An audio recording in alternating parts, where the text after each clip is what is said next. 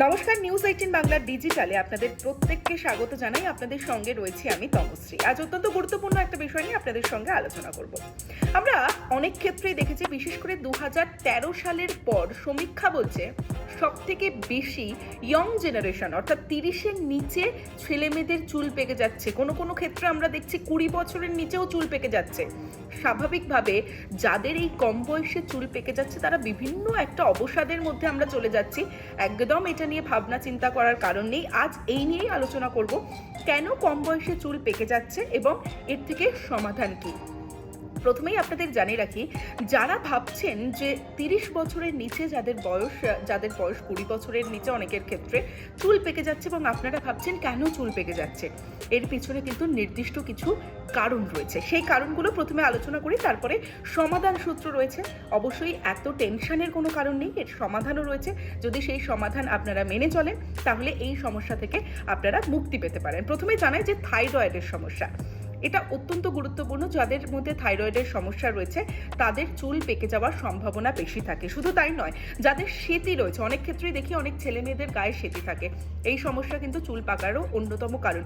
রোগ প্রতিরোধ ক্ষমতা জনিত রোগ, এই ধরনের কোনো রোগ হলেও চুল পেকে যায়।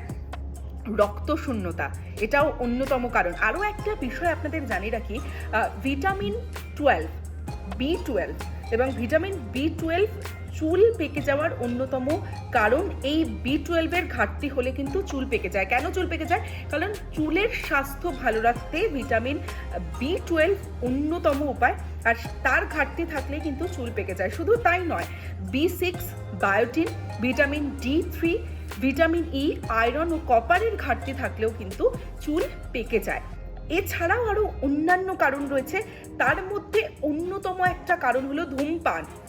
কেন বলছি? কারণ ধূমপান স্বাস্থ্যের পক্ষে যেমন ক্ষতিকারক, তেমনি চুলের ক্ষেত্রেও ধূমপান খুবই গুরুত্বপূর্ণ এবং খারাপ। যদি আপনি ধূমপান করে থাকেন, ধূমপান করেন, তাহলে কিন্তু আপনার চুল পেকে যাওয়ার সম্ভাবনা থেকেই যায়। আরও একটা বিষয় আপনাদের জানাই যে খারাপ খাদ্যাভ্যাস। যদি রেগুলার আপনি বাইরের খাবার খাচ্ছেন বা ভিটামিন খাবার খাচ্ছেন না, যে ভিটামিনগুলোর নাম বললাম, সেই খাবারের খাদ্যাভ্যাসের জন্য কিন্তু চুল পেকে যায়। আরও অনেক কারণ রয়েছে। শুধু যে এই কারণগুলোর পাশাপাশি আরও একটা কারণ রয়েছে, জিনগত সমস্যা। ধরে নিন আপনার ঠাকুমা ঠাকুরদাদা, তাদের অল্প বয়সে চুল পাকা ধরেছে, এটা আপনি আগে দেখে এসছেন, সেক্ষেত্রে আপনার চুল পাকারও কারণ কিন্তু জিনগত হতে পারে।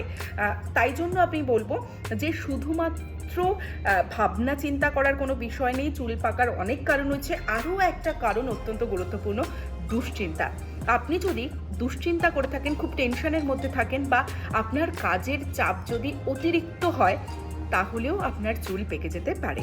তাই বলবো যে এটাতে চিন্তার কোনো কারণ নেই, এর থেকে মুক্তির উপায়ও আছে, অর্থাৎ সমাধান সূত্র আছে।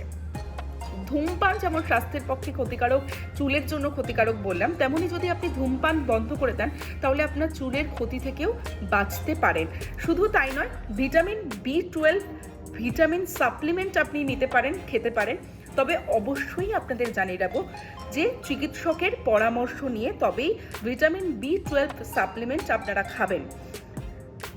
চিন্তা করবেন না, কারণ অন্যতম কারণ আপনি আগেই বললাম, দুশ্চিন্তা। যারা ভীষণ টেনশনে থাকেন, দুশ্চিন্তার মধ্যে থাকেন, তাদের চুল পেকে যেতে পারে বা চুল পাকার অন্যতম কারণ হতে পারে। তাই আপনারা টেনশন ফ্রি থাকুন, দুশ্চিন্তা করবেন না। আরও একটা বিষয় আপনাদের জানিয়ে রাখি, বেশ কিছু ঘরোয়া টোটকা রয়েছে, অর্থাৎ ঘরোয়া উপায় রয়েছে যাতে আপনার চুল ভালো থাকতে পারে। যেমন আমলকি।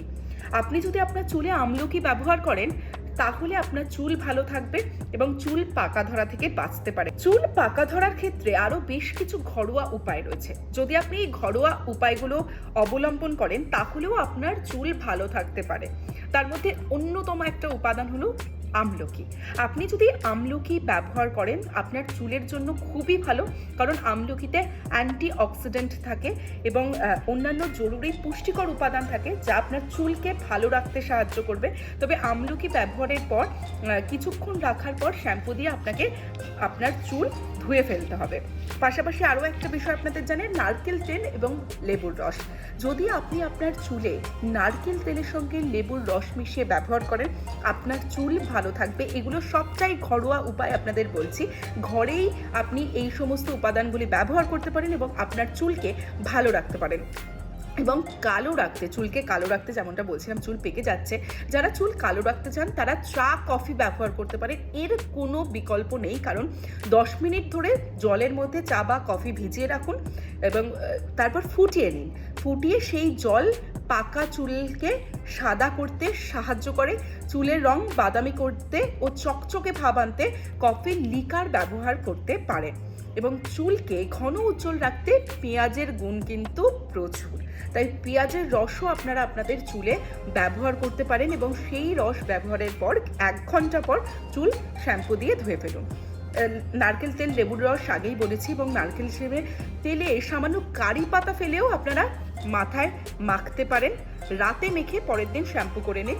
এক্ষেত্রে এই ঘরোয়া উপায়গুলো ব্যবহার করলে আপনারা কিন্তু এই সমস্যা, অর্থাৎ কম বয়সে পাকা চুল থেকে আপনারা বাঁচতে পারেন এবং আপনারা যে অবসাদে চলে যাচ্ছেন অনেকেই পাকা চুলের কারণে, সেই সমস্যা থেকে মুক্তি পাবেন, সমাধান হবে। তাই এই বিষয়গুলো অবলম্বন করুন আর দেখতে থাকুন নিউজ 18 বাংলা।